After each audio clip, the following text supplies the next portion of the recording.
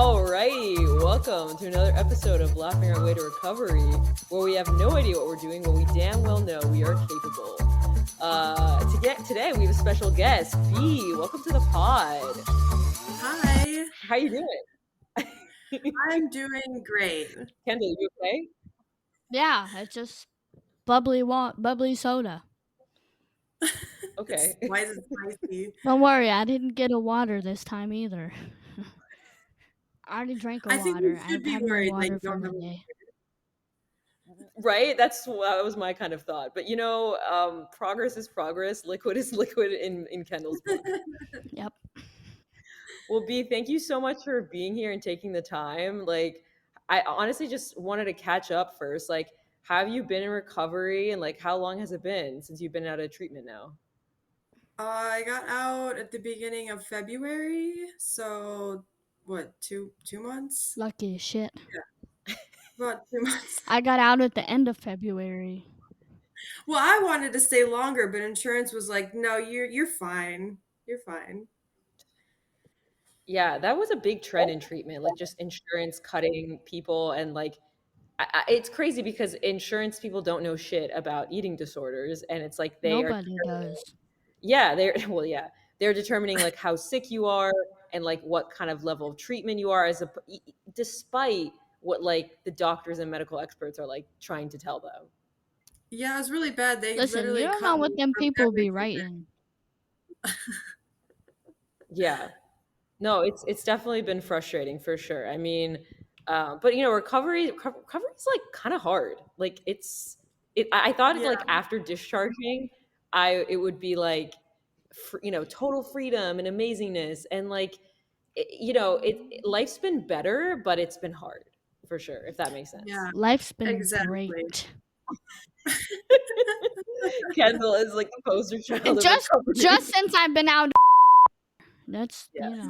even though I'm probably not supposed to say their name. Wait, But I will have to I've been bleep that out. God damn Yeah, it. since Yeah, I've been but out we'll of be said able to- place, my stress levels have gone from here to Thanks, Kendall. and my mental health and my anxiety has also dropped down as well. So very, Wait, significantly. drop down, meaning mental health, meaning you're not struggling right I'm now. not as aggravated. Okay, got it. Okay, yes, I Yeah. do. That makes sense. I do see more peace in Kendall. I'm not as bored. It's good. It's good. Well, I just wanted to get some backstory. So, B, we met in treatment. Well, that's how all great stories began. But you had been admitted a couple months after me, so I didn't go through res with you. So I kind of missed your origin story and the beginning of your treatment. How was that for you? Were you accepting of the process? Was how was the beginning steps of the beginning of your recovery like? At the beginning, I mean, I definitely wanted to be there. I had actively sought out treatment because if I didn't, I was going to be dead soon, one way or another. And it was really bad. And I'd been wanting to go to some kind of residential for years and didn't know I had an eating disorder. And my mom was helping me find places, and she kept telling people that I had an eating disorder, which I got mad about because I was like, I don't have an eating disorder. Why? I don't need to go to an eating disorder place. And we found VMR, and turns out, yeah, I have an eating disorder. So I was like, it was weird because I didn't know I had an eating disorder. Did the intake interview. They're like, oh, you have ARFID and you need to go to residential. So I got there and I was like, okay, well, now I have to learn about this whole new disorder that I have on top of the other ones that I have. But I was really accepting of it mostly. I mean, there were certain parts where I was like, this is awful and I hate it and I don't want to be here. And what did I do to myself? But overall, I was pretty accepting of it.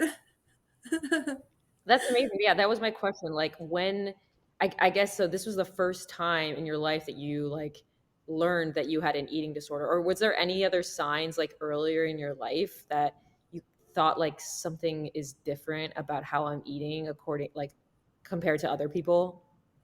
Yeah, it's definitely been within the last couple years where I went through a lot of trauma and all my ARFID stuff started getting really bad.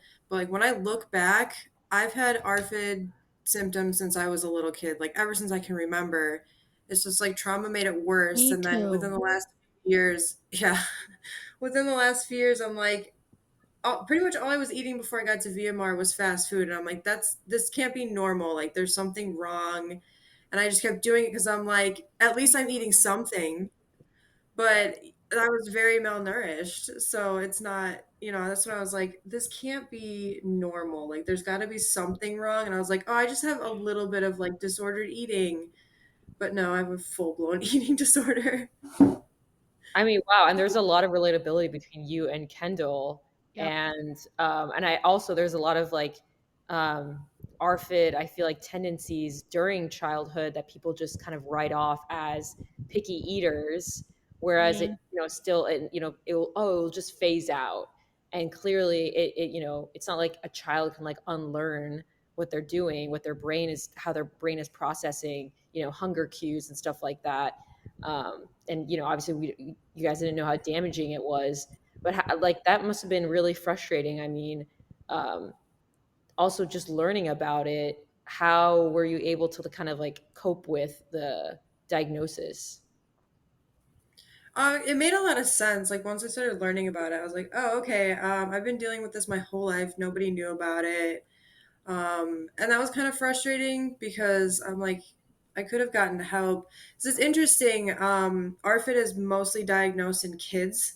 Like lately, it's mostly diagnosed in kids because they stop eating a lot. They get really picky. They get malnourished, and like their parents are catching it easier now.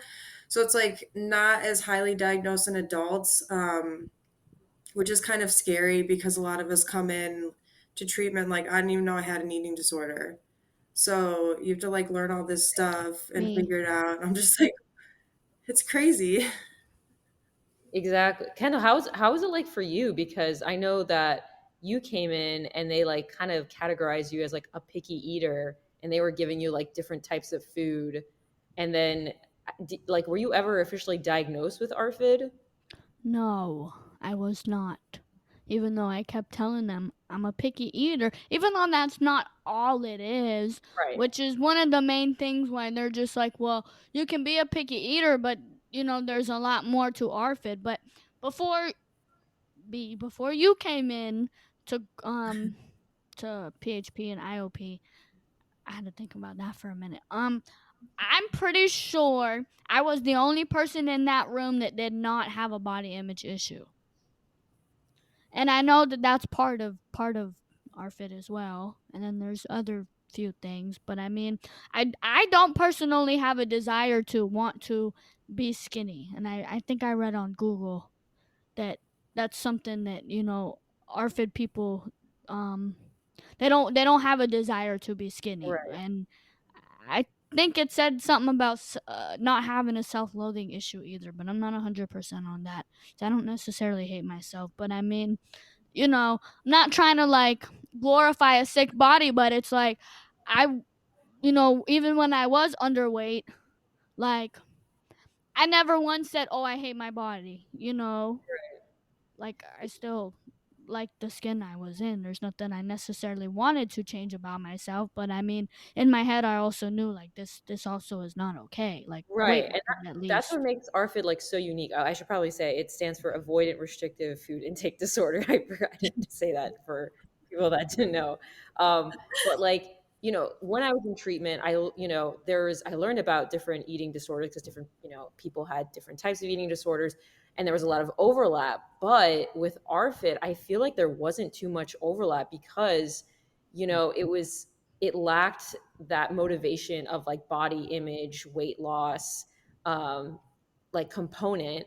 And it had this like other psychological aspect of like this like aversion to food itself. And that was very interesting that, and then again, it was really not talked about too much in treatment. So there's very little like kind of research on it. And I could see how, I remember like in dietary groups, we would like be learning about like body image and nutrition and stuff like that. And I just didn't understand. There wasn't too much information on it. Like, how did you cope with that? I was always the first one in group to raise my hand and say, "How does this pertain to Yeah, ARFID? What about ARFID?" And I feel like the dietitians that got yeah. therapists started getting very annoyed with that. But it was always, I'm like, "How do we connect this to ARFID?" But going back to like the body image, I think it's like my own experience. I've never restricted to be in a smaller body. It was always about the food, Me but like I neither. still have insecurities about my body. Like I'm not free from any like all kinds of issue, like um so I think there's something interesting with ARFID where I think they kind of need to change how they describe it as Mhm. having no body image issues. I think it should be more of like doesn't restrict to be in a different Yeah, body. the Because I motivation. feel like people with ARFID can still have body insecurities, but that doesn't mean that we have to be categorized into a different eating disorder. Because that's something I saw a lot in treatment is people Yeah. come in with like ARFID, very ARFID like tendencies, but they have the body image issues, so they get put into something else.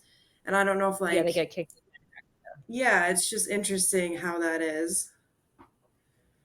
Yeah, I no, and I feel like go ahead. 95% of the people, because like majority of us had anorexia, that's, you know, and body image issues minus us two, that's the main stuff that they went off of. Now the other 3% had bulimia, and then what does that number add up to? 98. And then you got the 2% that have some other shit, ednos, and then arfid, you know.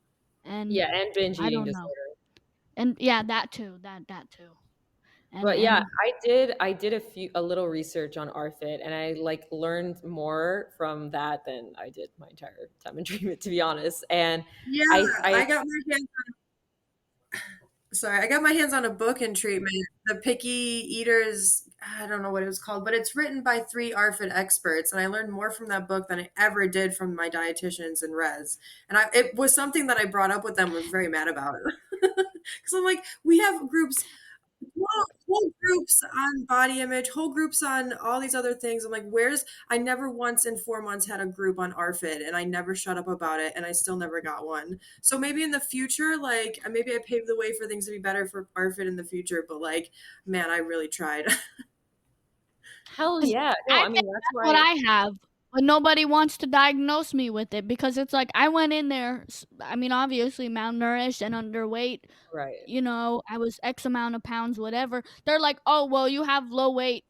You're malnourished, automatically anorexic, which I understand. However, the anorexia does not define my personal issues that I have when it comes to food. Like if I Right. don't like something, I'm not eating it. And I stress so much that I am a picky eater. And I can't tell you how many times in res when I would take the lid off my plate, I'd see something like for peppers, with peppers for example. I'd see red, green, yellow peppers on my plate. I'm like, I'm not eating these. I don't like these. I get a boost. I already knew I was getting a boost. And, I wrote down a list of foods that I liked, and my dietitian made my dinners based off of that. And Right. then And I it got wasn't stuck with eating fucking sandwiches for yeah, I remember that. fucking the same sandwich for 3 weeks, and I was getting pissed off because it's like, I like sandwiches, yes, but y'all don't have to give me the same shit on one sandwich every fucking day. Y'all can put peanut butter jelly one day. It was so bad. Like it wasn't like Like, you were restricting a certain food type to like manipulate your body. Like you had a genuine like no. aversion to that food. And what I learned in that is that it would ARFID is like classified into three subtypes. They have sensitivity, which is like food texture and stuff, lack of interest in food and eating, and then fear of aversive food consequences, like like stomach pain. Yeah, Um, I there have are all foods three. I've eaten that have gotten me sick, and I'm like, I won't touch them. Like, I will not touch that Mhm. food again if I already got sick off of it. But then they consider, trying it again as a corrective experience. so B, you said you had Then, like all three. Like what like can you explain that? Yeah, I have all three. So like I have issues with textures, flavors, how food looks, how it smells, the temperature of it, the Wow. aversion, like I more of like fear of getting sick with certain types of foods, like especially seafood, which I really love seafood, but then I'm eating it and my brain is trying to convince me that I'm going to get sick and I need to stop eating it. So then it's like it's really hard because when I have like issues with the aversions and the textures and stuff like that, as I'm eating, like my throat will just not swallow. Like it's like my body forgets how to swallow. So that's like one of the things that comes along with it. And then I've never really had like a big interest in food. Um, no appetite, like my hunger cues are have always been messed up. And like just forgetting to eat. So I have all of them. It's just like this whole my my my therapist um said, or maybe it was my psychiatrist, I can't remember, said that basically having ARFID, your mind is like going against nature because food is survival. Like you're Yeah. supposed to want to eat that. You're supposed to remember to do that. You're supposed to have hunger cues. And my body's like, nah, let's not. That's wild. It's wild because, like, yeah, like I read that like sensory processing is like a core part of ARFID, and I never really understood that because the people that I met in treatment that had ARFID, I'd be like, oh, like what's coming up right now? You know, we try to like support each other during mealtime, and a lot of the time, like you just we get a, I don't know, like the response is I don't know why I can't eat it. I just like it's like their brain couldn't compute like this is Yeah. okay to eat. Like Yeah. you It's mentioned, like like even really food hard to colors. explain. Yeah, it's so hard to explain. Like, I mean, a lot of it is the textures and or like you can look at a food and almost like envision or like feel how it's gonna like feel in your mouth, even if you could be wrong. So then your brain tricks you into being like, don't eat that, it's gonna be gross, or what it's just so many things like that. Or if I have hot food and it's supposed to be hot and it's cold, like then that makes me feel sick and I don't want to eat it. And Res really kicked that out of me. I can eat cold food Oh now yeah, like no. yeah. Every everything is No perfect shit. room temperature Sitting underneath that fan, man. Woo. on My high God, the speed. fan Oh speed is yeah. the worst. Um, Kendall, what about for People you? would sit Do you there have and be like, like, "Let's can we heat this up, please?" And they're like, "No." oh yeah, it was like part of the challenge to have like lukewarm food. Like what? Yeah. Bruh. Kendall, did you have like kind of textural like issues with your food? I mean, I know one thing I don't like is are tomatoes. However, if it's in sauce form, I don't mind that. But I also don't like the sauce if there's pieces of a like chunky Like tomatoes in it. chunky? And same thing with the tomatoes, like just chunky tomato pieces of tomatoes in general. I don't like those, but I can eat tomato sauce. I like tomato sauce, just not with chunky pieces of tomato. Like yesterday, I made some pasta, or not yesterday. Well, I did make pasta yesterday, but the day before yesterday, I made some linguine with some tomato sauce and some garlic. And fucking the marinara sauce I got had chunky pieces of tomatoes. So I'm sitting there stirring my food and I'm like taking the fork and I'm digging out all the chunky pieces of the tomatoes because I'm like, I'm not eating these. I don't like these. But then my therapist, like, she's like, we can talk more about like orphan and maybe why you think you have it because it's not just about picky eating. Like, there's more to it, which I understand. But it's like, I'm uneducated about that. But a lot of people think that that's what I have.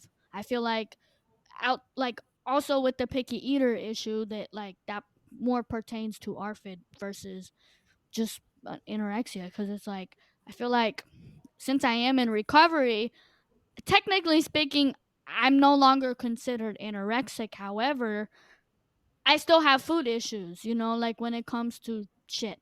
Well, it's Like I it's won't just like it's all psychological diseases. So it doesn't matter, even though we're like restored and everything and more stable, it's still like a day to day challenge. And I gonna ask you, be like, how is it like like traveling or like going to different like because I was thinking like if you like go to like a different country, like that's like completely out of like the realm of like oh like what type of textures and how is this cooked and stuff like that, or just like eating out in general. Like how do you kind of like what methods do you use to like cope with that?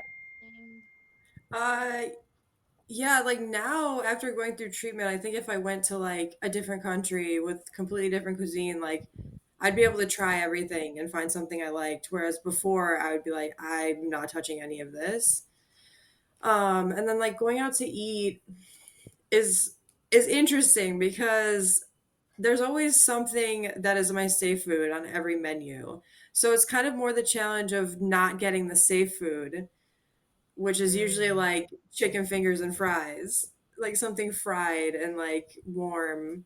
So it's like a challenge of trying to get something different, which can sometimes be overwhelming. Like if I'm with new people or there's a lot of people or noise and stuff going on in the restaurant, then it's like harder for me to order something different because I'm like, oh, I'm not with people I'm comfortable with. There's a lot going on here. I'm not going to be able to like work through this with anybody. Nobody's going to understand what the hell I'm talking about. So, yeah, it's like difficult.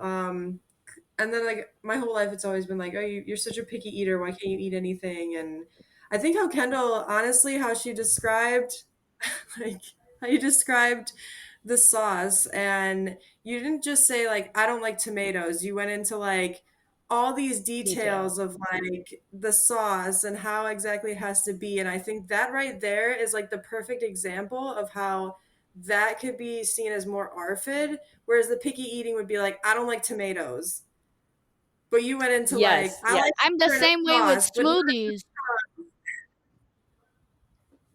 yeah, like Like all that if a sounds very smoothie ARFID. is not pureed properly, like I will not touch it cuz I've tried making smoothies as a challenge goal or whatever with my wonderful dietitian. And my blender, I noticed, like doesn't puree as smoothly as like if I were to go to Nature Blends Cafe, which is by my house, they make perfect smoothies. I mean, they're not clumpy, they're not chunky, they don't have big pieces of fruit or vegetables in it. It's perfect. Now I blend use my blender. It's got piece like chunky pieces in it, and then it's like I can't drink this because it's got chunky pieces in it, and they're going in my mouth, and I'm like, bleh. But Yeah, at I least I get the tried same it. Didn't taste bad. It's just not pureed properly. Yeah, it has to be like That Yeah, completely. pisses see, me off. I make smoothies like right. almost Yeah. every day and take one to work. And if there's like a chunk that goes up the straw, I'm instantly like, I feel sick. But I'm like, it's just a piece of fruit, just swallow it. Like, it's rough though. Like, just little things like that'll trip me up. No, but it's so valid because like it really distinguishes like how your thought process is, and like like if comparing it to me, for instance, like one of my dislikes was like apricots. And like when like the dietitian was asking me why, I was like, I don't know, it just doesn't have any flavor. And then like period, and like that's it. And they're like, okay.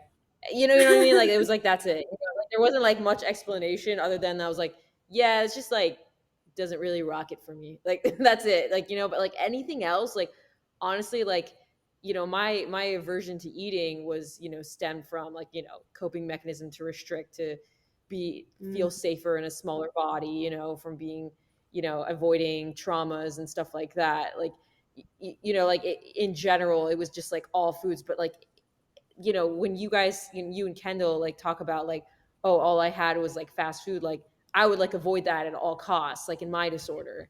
So it's just like so interesting to hear how you can still be malnourished, um, eating different types of food, and it's for different types of reasons. Um, but it's like all these like processes like in our brain like to get to that point. It's just a lot of like unlearning.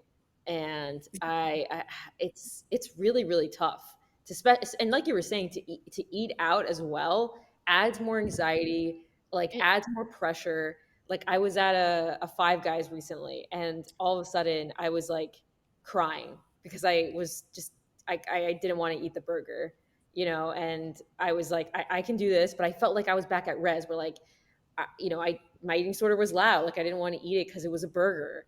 Um, and don't right. worry, I ate the burger, but it was just Yeah. like a crazy moment that I like literally was crying in the middle of Five Guys. I was like, oh my God, this is so embarrassing. Like I'm a grown ass person. Um, but it's just like the disease is just so in your brain, and it's just like these like I was just seeing red. Um, and you have to like fight through that, like, okay, this is like nourishment, this is good for my body, shut down all those messages. So like what are some like kind of maybe reframes or like affirmations that you give yourself when you're kind of in a high anxiety situation, like maybe you're on the go, or like you're at a party and it's just very overwhelming, like the types of food looks like foreign almost. Yeah, if it's like food where I know I don't really like it, but I have to eat something because it's all there is, and there's a lot going on, and I'm emotionally heightened, like, I'm Mhm. probably not gonna wanna eat it all, like, I'm gonna have no appetite, I'm not gonna feel hungry, so first step is gonna have to be to convince myself to go grab food in the first place, like, even if I'm not hungry, kinda have to tell yourself, even if you're not hungry, you have to eat, like, it has been this many hours since you've eaten, you gotta eat something. And then if it's food I don't like, it's gonna be even harder because I don't wanna eat, so then you have to eat. Um, And and if you don't it's like like it. textures I don't like or whatever it is, I'm probably gonna be like, "This is disgusting. I don't wanna fucking eat this. Like, this is nasty." So it's all reframing that, being like, "It's food. It's not gross. Just don't have a preference for it, but it's all there is. So you have to eat it." Like those little like pep talk Yeah, reframes. that's awesome. How do you like differentiate between like something you truly just don't dislike and then like your ARFID like coming up? Um, so I Trying kind of it. just use Oh, okay. yeah, Well, there's a then lot I of guess like that. trying you have to try things a lot of times to really know. And after going through treatment, I'm like, there's most of the foods I eat are things I tolerate. There's a few things that I actually like where I'm like, oh, I can actually eat that right now. That'd be good. And then there's my dislikes, which actually is a smaller list than I thought it was after going through treatment. But there's a few things that I haven't liked since I was a kid, and I had them a bunch of times in res, and I'm still like, I don't like those. So I have, it's kind of hard to differentiate, but it's after like trying things for a lot of times, and then it's really just things I didn't like in childhood that just kind of stuck through. No, yeah, it makes sense. Like I even read like there was a person, an adult who had ARFID, but as a child, like she would associate like her hunger signals with like threats because like it would cause she would get stomach pain because she had like some sort of like unknown allergy at the time. So then like her brain was like rewiring itself that like, okay, to manage the stomach pain, we're gonna like associate hunger cues with like we're gonna like tone that down, even though like later on, like obviously that's going to cause like malnourishment and stuff like that. It was kind of like a survival mechanism that like your brain is doing as a kid, and it's crazy how like that things like that sticks with you. And but at the same time, I just wish I learned more about that in treatment, because even though like ARFID doesn't 100% apply to me, it makes a lot of sense in terms of like the thought processes and like things we do to protect ourselves and like how it relates to like using our body and like I don't know, like, right, I don't know. Yeah, there's like some research too.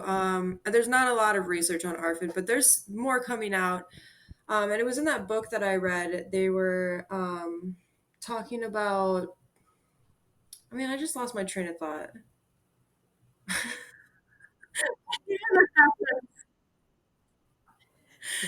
No, it's okay, um, it's so underexplored. I don't remember what I was gonna say.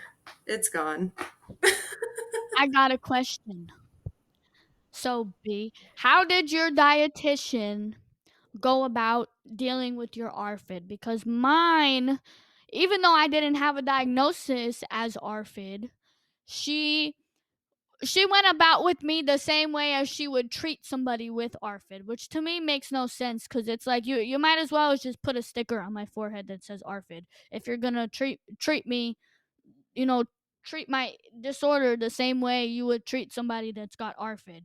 And it's like with me, she worked on food variety, which did help me with like different food exposures because me, I don't like vegetables, and there's only a few that I will specifically eat, but they have to be cooked a certain way. Like me, I won't sit there and eat spinach as a leaf. I'll sit there and I'll rather eat it. I'll eat it sautéed.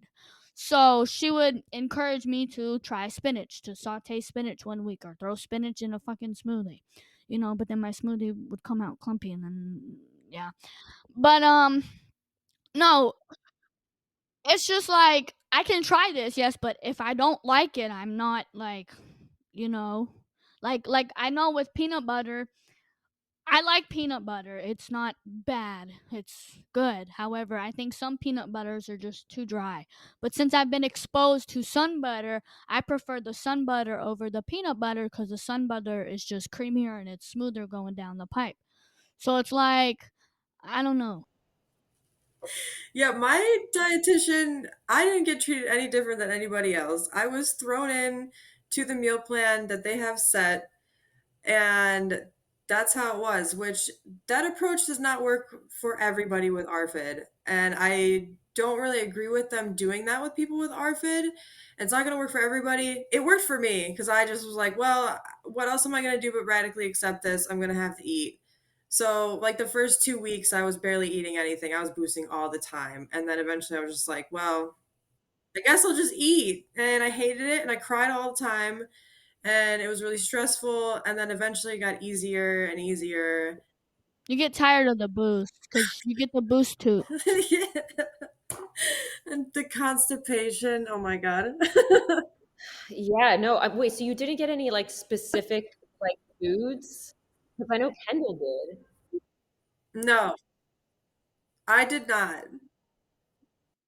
Yeah, because I was so picky that. But here's the thing, like, yes, I'm a picky eater, but it's like the list that I gave this dietitian was like so fucking long. Like there were a lot. There was like a good like 4, 5, 6 pages of foods that I did like, and I thought that that was a pretty like decent variety.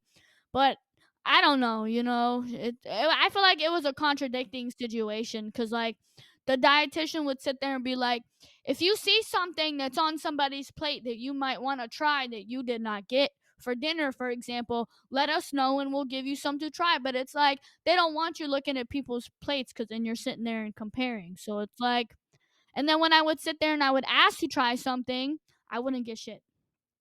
I'd be like, well, that looks good. Like, and then they'd be like, well, we'll try it another week, not this week. And I'm like, okay, whatever. So I never got to do that exposure, even though they said they would do it. I never got to do it. But I mean, I would sit there and I'd tell my dietitian, she'd be like, all right, let's pick a new vegetable you could try for the week. I would look at her and I'd just be like, I don't like vegetables. And the ones that I do like, I've already eaten them, which are spinach, corn here and there, but I don't like the digestive aspect of it because it doesn't really digest. And then green beans if they're cooked a certain way, like and they're flavorful, because I won't just eat them out of a can. And that's what they served me as my main vegetable in fucking res. It was horrible. And it's like she'd be like, "How about broccoli?" I'm like, "No, I don't like broccoli. It's gross to me. Like I don't like it." I'm like, "It's a tree. I'm not eating broccoli, bro." It's a See, tree. And then she'd be like, this is why Kendall "Cauliflower." had a special I'm like, Kendall, you had a "Cauliflower." And special it's menu like, because you "No." fought them so hard. That's what I'm saying, but it's like, she'd sit there and she'd just keep pushing me about a new vegetable or a new food we could try. And I'm just like, I already knew I don't like this. I've tried it before. I don't eat it. I don't like it. I'm not going to eat it. Like, try something else. I don't know. It took me like a good 4 or 5 weeks just to make a spinach smoothie, and I kept avoiding it because it's like I know how my blender works. But then I found a new blender, so I figured I would try it with a different blender, and it still had the same outcome. I'm like, it's still clumpy. Like I already knew what I was getting myself into. Then they got tired of me, and they're just like, you know what? Like, yeah, Dude, this sounds exactly like ARFID. It is, and it sounds exactly like ARFID, and that's the hard thing with ARFID is like a lot of the foods that I eat now, I was never eating before.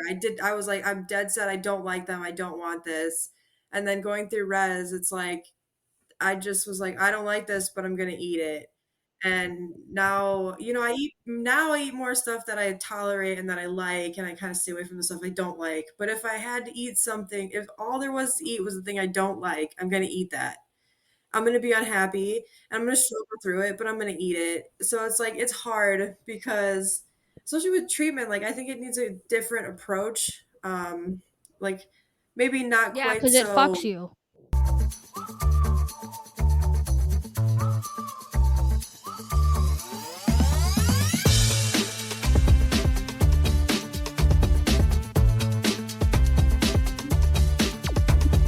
one meal I got a lot was chicken and mac and cheese with green beans.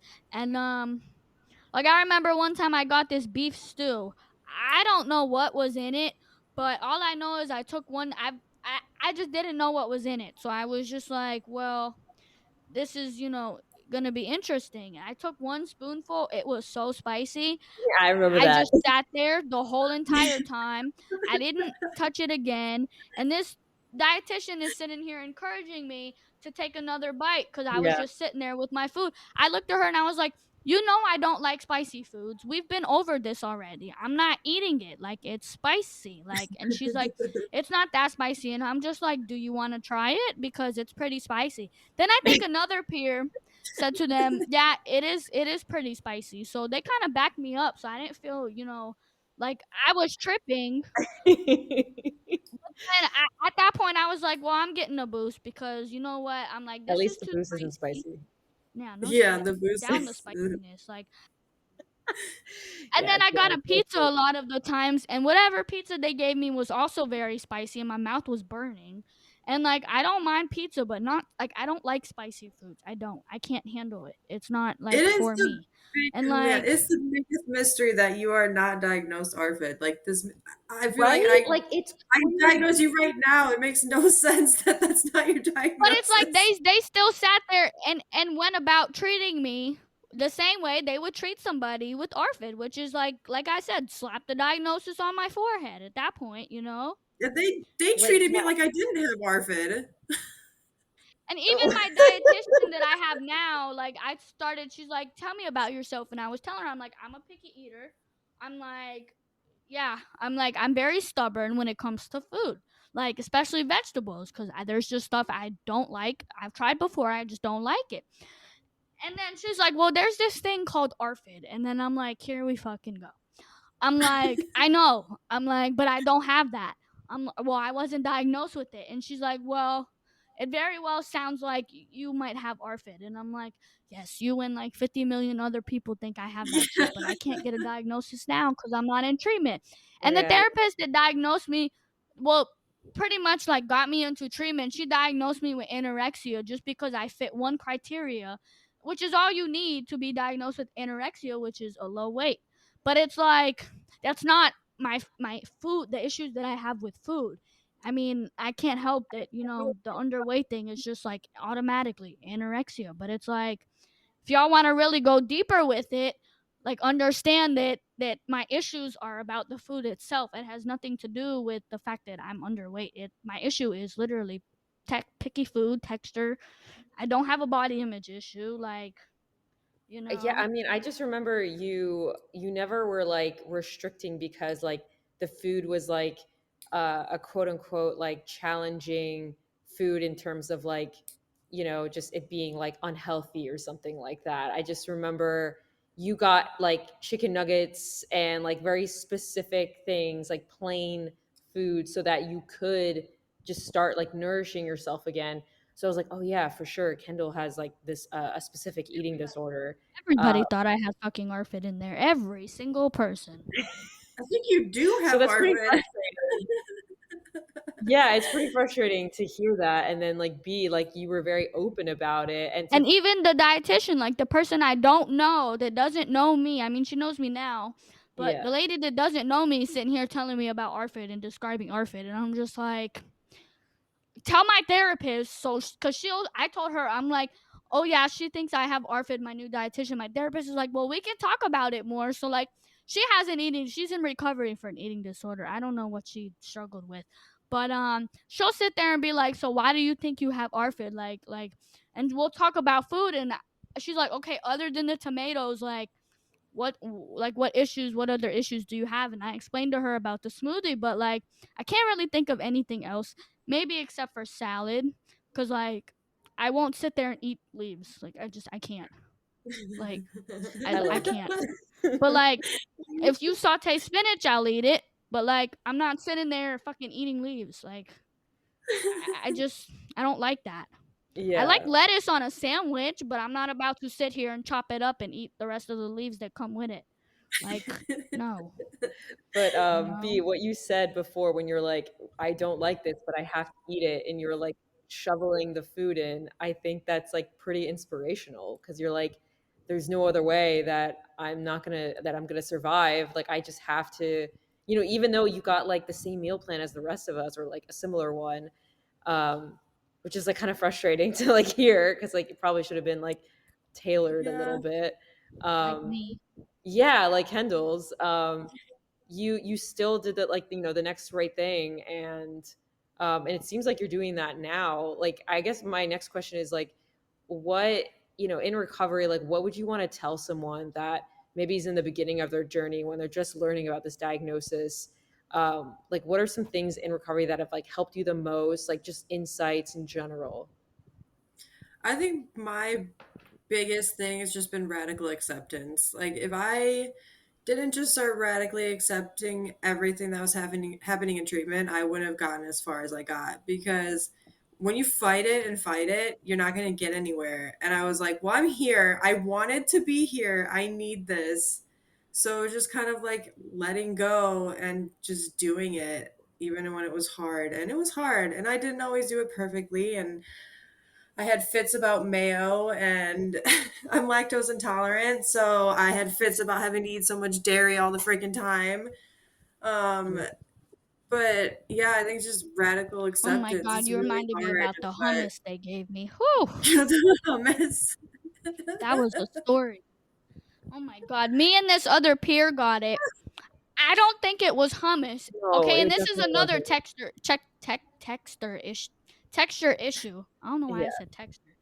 And it tasted like straight up cheese, like a Velveeta cheese packet, like literally. And it came with crackers, I think. Something to dip in it.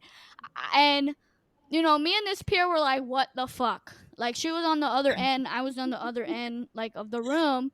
And I take the spoon and I'm like, this shit is clumpy. And I took a spoon. Like, I was open to trying new things, but it got to the point where if I don't like it, I'm not eating it. No, But it I'm was a not mystery mush. opposed. Yes, I'm not opposed to trying it. So, like, I took one spoonful. I'm like, I don't know what the fuck this is. I'm like, but I'm not, like, I'm done. And like I got a boost at that point because it was like that shit was just gross. I mean, I don't know if it was hummus. I'll never know. But from that day on, I put hummus as my dislikes, and I never got that shit again. Oh my gosh. Well, the But fact that like, you it was clumpy. Like hummus, I've never known hummus ever to be clumpy, bro. Like it yeah, looked I like don't know if it was it could have homemade. been mixed with cottage cheese, and cottage cheese was another No. one. The first time I got cottage cheese, like, I had jinxed myself because I was like, I never got it up until, like, 2 or 3 weeks until I was about to be, like, stepped down, and, like, I was so, like, stressed because I was eating it with fruit, and I was eating it with my graham crackers and the cheese. I think I had cheese slices, or I don't remember, but I ended up finishing everything on my plate, but the ratio wasn't enough between the cottage cheese and all the other shit that I had because I was literally eating it with all the other shit I had on my plate because I'm like, I can't finish this like by itself. I'm like, I can't eat it by itself. And I got so mad because I was like, I don't want to boost, but it's like I don't want to eat this either because it's fucking clumpy. And I'm like, I don't like it. Like me, But I the won't fact that eat you boosted yogurt. No, was I really finished it. good. I finished the cottage cheese because I wasn't. I was like, I'll just have to hold my breath or whatever I gotta do. Hold my nose. I don't know, but like fruit, like yogurt, for example, yogurt with like fruit on the bottom or fruit in it, like chunks of fruit. I won't eat that either. Like I like my yogurt, just yogurt. You know, not with like. I get that. Those are rough for me too. When you're like expecting this like soft, creamy. But I never had a problem with the yogurt bowls that they gave me, and those had fruits in it. But it's like, I don't know, something's up with the fruit they put in there because it's not like it's not normal. Like it's not like fruit that you cut up or any of that shit. It's like I don't know what's in it. It's just not normal fruit. And see, like the yogurt bowls for me, that was a challenge for me because that's like it was to me it felt like a lot like of food, and I just that was my aversion to it. Like I would restrict because I was like I didn't want to gain weight. I like was in a roadblock of like because like when in the beginning of the treatment, like you said, like I wanted to be there. I sought out treatment. I wanted to recover, but there was a point where I was just, like the eating disorder really fired up, and those were the reasons that I restricted. But like Kendall, like I know that you, like, even though there was like foods you didn't like, at the end of the day, you still boosted. So like And you, I still tried them, but right, like I right, said, if I didn't like it, I just wasn't eating it. yeah, exactly, exactly. Yeah, I had a problem with those yogurt bowls. I had a problem with the yogurt bowls because there's so much dairy in them, and I was getting sick of Oh, it. I feel like they thought like me having lactose intolerance was more of like an ARFID thing, that I just had aversions to dairy. I'm like, I love dairy.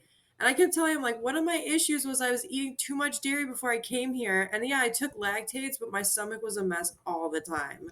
And then I get into res and they're giving me dairy like multiple times a day, every day.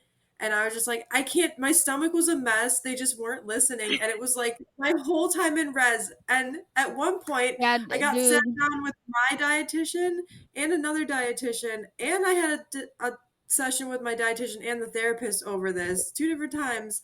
And they're oh like, my I god. think that this is becoming a treatment distraction. I was like, yeah, it is. I think it is. I Yes. was like, stop giving me so much Especially when dairy. you can't shit or you're struggling to shit. I had so many my stomach hurt all day, every day, and they're like, just take a lactate, you'll be fine. And I'm like, I'm clearly not fine.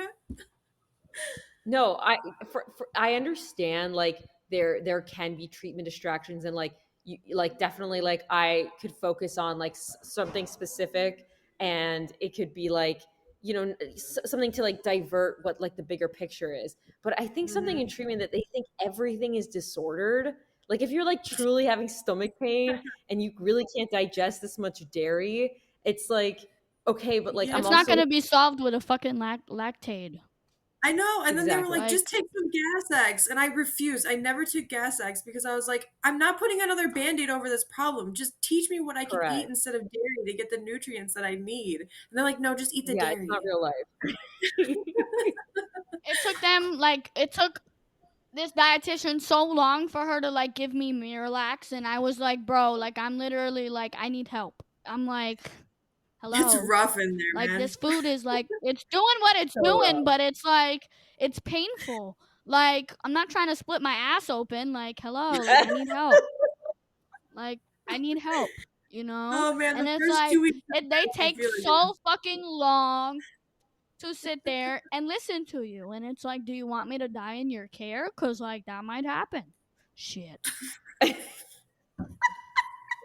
oh Dude, well, all no. I can say is that I'm so proud of you both for Or like like making one it time through when treatment. we had experiential, we got Chick-fil-A. I was Oh having yeah. pain on the sides of my teeth in the back, and I was so happy because we had Coke, we had soda, that experiential, and I Mhm. drank more of the soda than I ate with my food. But like my teeth were hurting, and this dietitian came up to me and says to me, she's like, "Try eating it with your front teeth." And I looked at her, I was like, "Bitch, I'm not a rabbit. The fuck."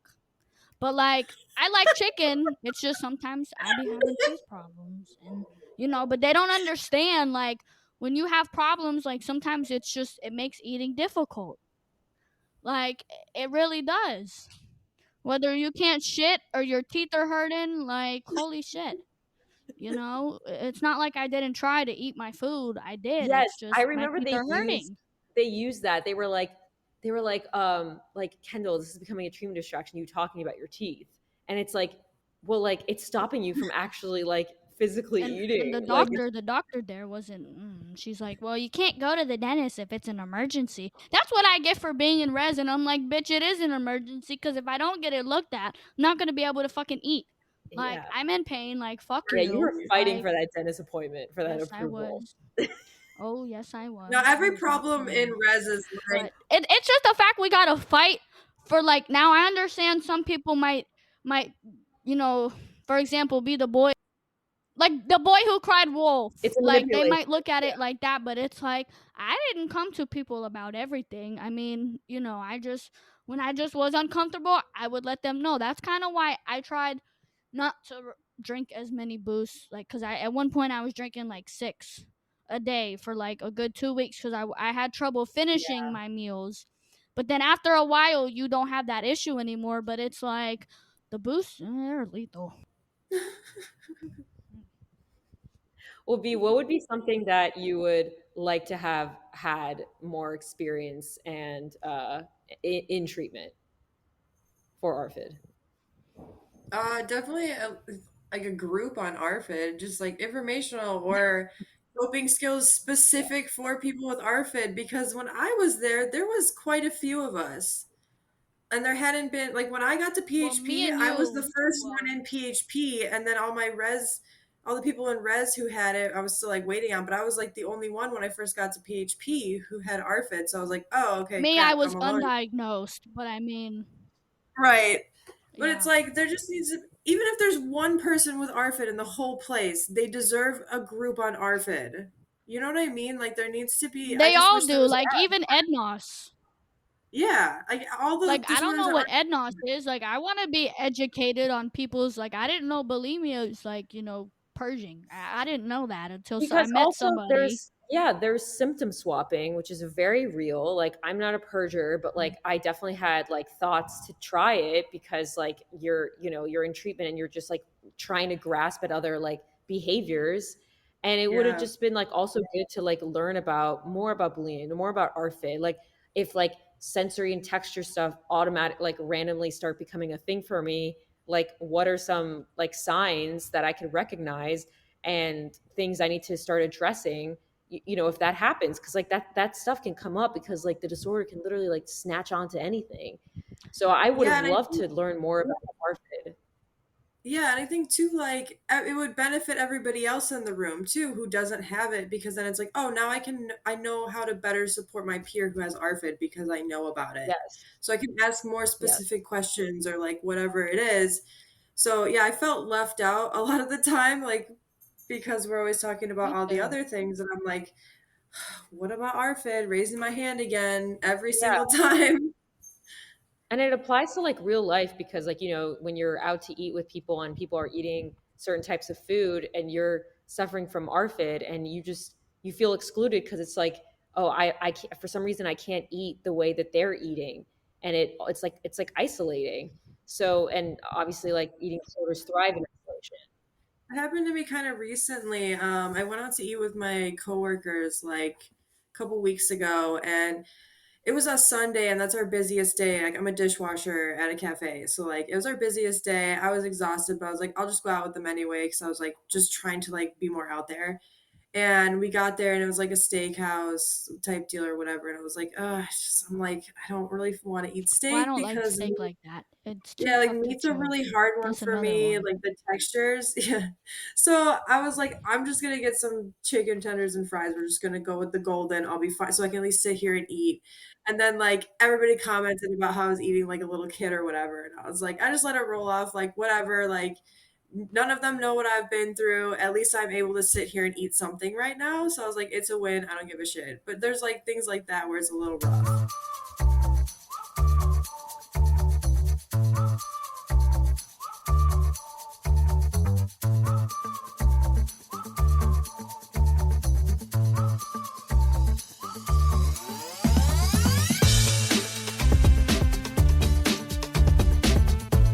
I remember we did a body image group.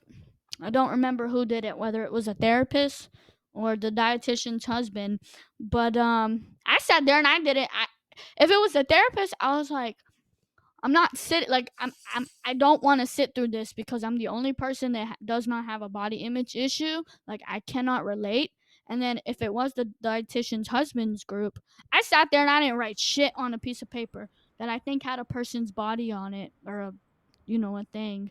And I was like, I just one, I didn't like the guy, and two, I didn't have a body Yeah, image well, he issue. was my So it's like dietitian, so I was like, I know. I was like, I'm not doing like I'm not participating. And then he would sit there and try to get me to part, and I'm like, no, like leave me alone. I'm like, I don't relate to this. This has nothing to do with me. I'm like, this has to do with everybody else that can relate to this, but not me. He's like, well, I'm sure you can find something, and I'm like, no, I love myself. Like, leave me the fuck yeah, alone. yeah, yeah, yeah, yeah. Hey, B's back. I think my internet Yeah. lagged out. Yeah, no. Hopefully the recording in the beginning is saved. Like I'm just crossing my fingers, but I know, right? like I think but I think we did an awesome job like covering ARFID, That's and I want to probably thank you our so longest. much. Yeah, we covered a lot. It's more Is than there an anything hour. else you want to kind of like communicate on the episode to anyone for spreading awareness for ARFID? Yeah, I'm just trying to figure out how to spread awareness because after learning about ARFID and then hearing everybody's stories and treatment of like, I didn't even know I had an eating disorder and I've had this my Yeah. whole life. I'm afraid for all the like adults out there with ARFID who are dying like I was and have no idea they have an eating disorder. So I'm like, I'm just trying to spread awareness in any way possible. So I'm hoping that anybody who listens to this is going to like share it with everybody they Hell know. yeah. Like even if you are a picky eater, like not saying that that is ARFID, but it's like that is a sign of concern. Like you don't know, you know. And I know I will promote the shit out of this pod. Well, seriously, guys, thank you so much for being on the pod. Thanks for having me. All right, I'm eating my cheeseburger. Hell yeah. Eating disorder, fight the eating disorder. I'm not fighting it. I like cheeseburgers. By the way, B, I learned from a therapist and they told me that maybe me eating fast food, which is something I have been looking into personally, it could be a safe food for me, which I don't know much about those, but also it could be me feeding my inner child, which I don't know if that That's goes so for you. healing. Honestly, fast food is both for me. It's like I think I gravitate towards it because it's supposed to be always the same. You know what Yeah. you're ordering, it's supposed to be the same. But then it's like very like nostalgic where I feel like I used to get a lot of like Happy Meals as a kid and stuff like that. So when I eat McDonald's fries, it almost like makes me Yeah, I get McDonald's. But my thing is, I can get it like multiple times a week, and that was considered a problem. It was considered my disorder. But I'm just like, well, who like I like fast food. Fuck That's what off. I was doing. I was like eating That McDonald's was a three fight. times a day. I got shit for that. It's rough. I got shit for that, and then I got yelled at. I think I that's so got cute though. A great way perspective to be like you're kind of feeding your inner child. So I mean it's not like black, it doesn't have to be black or white thinking. Like it's not all or nothing. Like, it's there is some good behind it. So I think yes, that's there nice. is. Yeah.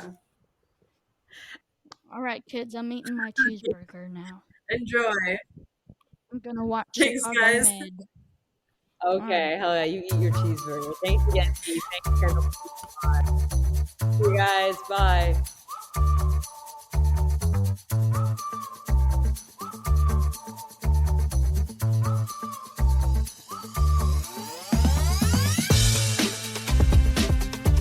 If you or someone you love is suffering from an eating disorder, please contact the National Eating Disorder Alliance at 866 662 1235.